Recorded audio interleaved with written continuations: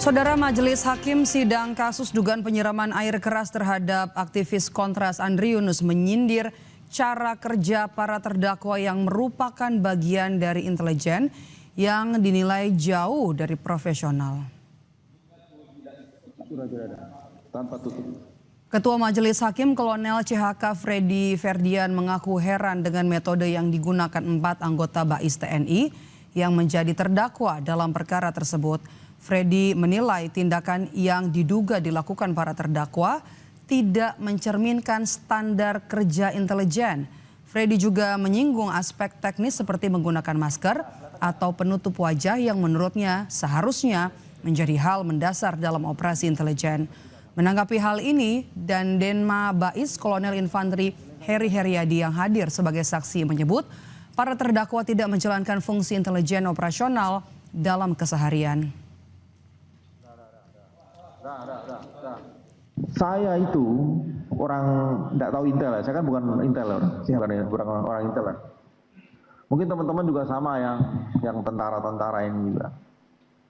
Lihat kayak gitu kok amatir banget itu loh. Jadi gemes saya itu kelihatannya. Itu kalau kita kasih aja orang, nggak usah terlatih, nggak usah orang BAIS ini. Ini kan malu-maluin BAIS ya. Judulnya kan dalam tanda kutip malu-maluin BAIS. Kok caranya kok jelek banget, berantakan. Kalau misalnya ditugas gasan musuh untuk ngerit musuh gitu lah. Ya itu kamu ada musuh itu sana, kamu raid. Ya nggak begitu amat maksudnya gitu. Kita kan pakai main cantik dulu kan. Harus bagaimana, oh ada CCTV, oh pakai jaket lah, pakai masker lah, pakai penutup muka lah. Masa di tengah jalan nggak pakai helm, nggak pakai ini kan. Nah ini kan jadi kok lucu-lucuan gitu kan. Saya aja yang tidak pasukan tempur aja paham yang begitu-begitu. Nah menurut pendapat saudara, ini kerjanya orang BAIS begini kan? Siap izin kami tidak berpendapat masalah itunya, tapi kami pribadi aja. Saya juga bilang pribadi kok goblok banget ya nih. Siap, kami pribadi karena keseharian kami di Denma memang tidak mengurus hal-hal yang keluar, apalagi yang seperti itu. Kami semua fokus ke pelayanan-pelayanan. Sementara itu di tengah persidangan, auditor militer menampilkan sejumlah barang bukti penyerangan terhadap Andri Yunus. Salah satu barang bukti yang ditunjukkan ialah tumbler tanpa tutup yang digunakan terdakwa untuk menyimpan air keras yang merupakan campuran pembersih karat dan air aki mobil. Dan di saat auditor memperlihatkan tumbler tersebut, hakim menanyakan alasan terdakwa memilih tumbler ketimbang botol air mineral. Kenapa milih tumbler? Nyiramnya? Yang ada hanya itu. Yang ada hanya itu. Kalau pakai aqua misalnya? Kenapa nggak pakai aqua? Tidak ada botol aqua di mes. Ya, air mineral, botol air mineral lah.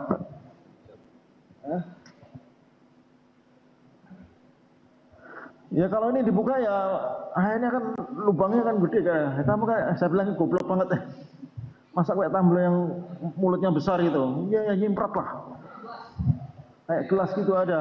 Kalau yang ujungnya kecil kan begitu kan.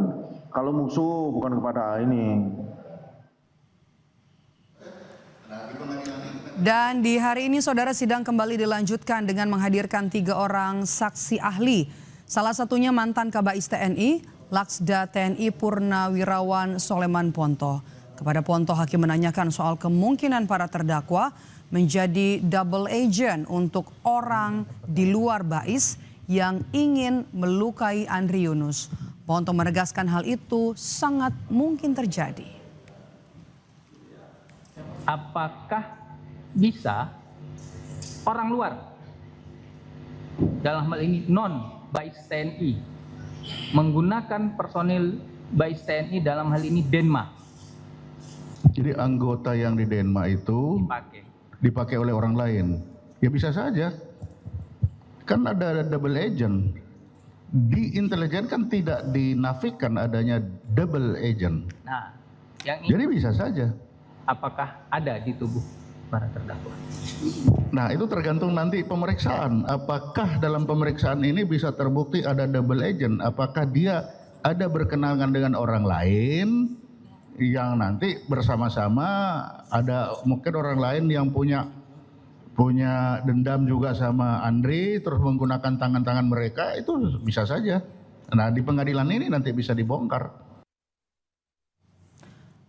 Majelis Hakim Pengadilan Militer Jakarta mempertanyakan sejumlah hal dalam sidang kasus penyiraman air keras terhadap aktivis Kontras Andri Yunus. Salah satunya adalah soal hubungan terdakwa dengan Andri Yunus hingga soal penggunaan tumbler untuk menampung air keras. Akankah persidangan militer ini mampu mengungkap dalang serta motif yang sesungguhnya? Petang ini kita bahas bersama dengan pakar hukum pidana Universitas Brawijaya, Aan Widiarto. Selamat petang, Pak Aan. Selamat petang, Mbak. Oke, kalau kita lihat dari jalannya sidang kemarin ada fakta-fakta yang menarik terutama soal hubungan 4 terdakwa dengan korban. Terdakwa mengaku dendam karena Andri kan berusaha untuk menerobos masuk Hotel Fairmont saat DPR menggelar rapat RUU TNI. Itu terjadi, catatan kami adalah tanggal 16 Maret 2025. Tapi faktanya para terdakwa ini baru masuk Denma Bais November 2025 dan baru merencanakan penyerangan ke Andri 11 Maret 2026. Kalau dilihat secara timeline, apakah motif dendam ini Anda lihat masuk akal? Ya, inilah yang kemudian oleh beberapa aktivis yang mendampingi perkara ini disebut dengan pengadilan sandiwara ya, karena dari sisi timelinenya tadi tidak nyambung, tidak pas. Kemudian juga ada pelebaran, tidak hanya soal menginterupsi pembahasan RUU di Fairmont, tapi juga terkait dengan pengujian undang-undang TNI misalnya. Jadi kan semakin mengembang ya masalahnya, sehingga kalau kemudian itu mau diargumentasikan sebagai sebuah motif dalam perkara ini gitu, ya ini memang menjadi loophole, lubang-lubang yang masih seharusnya ditutup agar ada logika yang nyambung.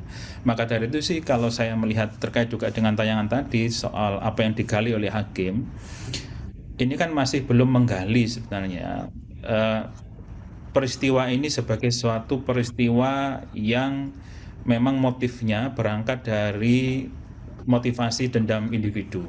Karena apa? Karena yang tadi digali oleh hakim adalah cara-caranya, dan bahkan ya dalam tanda kutip itu kan masuk dalam kriminologi, cara untuk melakukan suatu tindak pidana ya, belum masuk kepada mengapa yang bersangkutan melakukan itu. Kalau hanya selesai kepada dendam pribadi kemudian disampaikan kenalnya pun melalui televisi, tayangan televisi, nah saya kira tidak, bahkan hakim sendiri juga mengatakan bahwasanya ya hakim pun tidak kenal sama korban begitu. Nah semua orang, saya kira semua tentara juga bisa saja tidak tahu dengan hubungan dengan korban. Maka dari itu memang ini yang seharusnya memang dibuktikan dan disertai, ya ini yang saya pikir perlu diungkapkan, disertai dengan alat bukti, tidak hanya sekedar pengakuan. Jadi dalam sistem peradilan kita ya, kalau hanya mengandalkan kepada inkuisitorial, jadi hakim mengarahkan pemeriksaan kemudian nanti berdasarkan pada confession based trial, jadi pada pengakuan, lah ini akan lemah gitu loh. Jadi harus didukung dengan alat bukti. Oke, Pak Aan, kalau kita lihat dari jalannya sidang kemarin kan juga kami mau kutip dari apa yang disampaikan hakim. Hakim sempat menyindir cara kerja para terdakwa bukan standar intelijen begitulah, karena tidak mengecek CCTV lokasi, kemudian juga tidak menggunakan penutup wajah sama sekali. Apakah hal-hal tidak biasa itu perlu digali hakim dan juga auditor? Ya, saya pikir kalau itu kan tidak perlu ya, tidak perlu ke sana, karena itu nanti ya itu masuk ke ranah kriminologi sebenarnya. Nanti ke apa cara-cara dia melakukan kejahatan begitu. Tapi yang penting dalam persidangan ini adalah apakah memang benar itu hanya motif dendam pribadi? Ada nggak ini sebuah order, yang hakim juga ngomong kan, ini ada nggak order? Tapi kan caranya tidak kemudian tanya kepada saksi ini ada order atau perintah atau tidak begitu. Tapi harus ada data dukung berupa alat bukti yang mendukung ke sana. Misalnya ini, harus ada evidence base yang berdasarkan pada teknologi. Bagaimana pemeriksaan terhadap HP maupun komunikasi yang dilakukan bersangkutan. Kan order itu biasanya ya yang paling mudah kan bisa terdetek, bisa tertrace dari komunikasi, pola komunikasi, kemudian siapa aja yang kemudian ditemui. Ada enggak data-data itu? Kalau kita lihat kan belum terungkap, yang diungkap malah tumbler, kemudian soal masker. Itu kan satu hal yang sebenarnya tidak perlu diungkapkan pun, karena dalam undang-undang militer ya, dalam peradilan militer di Undang-Undang 31 itu hal yang umum sudah diketahui itu tidak perlu dibuktikan gitu. Di pasal 172 ayat 2 itu begitu. Jadi sebaiknya hal-hal yang memang masih seharusnya ada pembuktian, misalnya yang paling mudah soal luka ya. Kan dalam rilis polisi pada waktu itu kan sudah pernah dilakukan ya, bahwa yang bersangkutan sampai membuka baju karena tersiram kan begitu. Nah seharusnya luka itu ada pembuktian surat ya. Apa pembuktian suratnya? Melalui visum misalnya. Nah ini tidak ada ya, tidak disampaikan juga pada dari awal sidang begitu ya. Tapi Pak Aan, saya mau bertanya, ketika Anda melihat jalannya sidang perdana, kemudian sidang kemarin dan juga ada lanjutan hari ini, apakah Anda melihat ada itikat lah begitu untuk menguak keadilan, memberikan keadilan, rasa keadilan terhadap korban? Ya, kita apresiasi sebenarnya dengan peradilan ini dibuka. Ya, memang perintahnya memang peradilannya harus terbuka kecuali asusila. Kan ini bukan asusila, tapi ini pidana, sehingga memang terbuka. Kemudian pers diberi kesempatan untuk meliput secara terbuka juga kan begitu.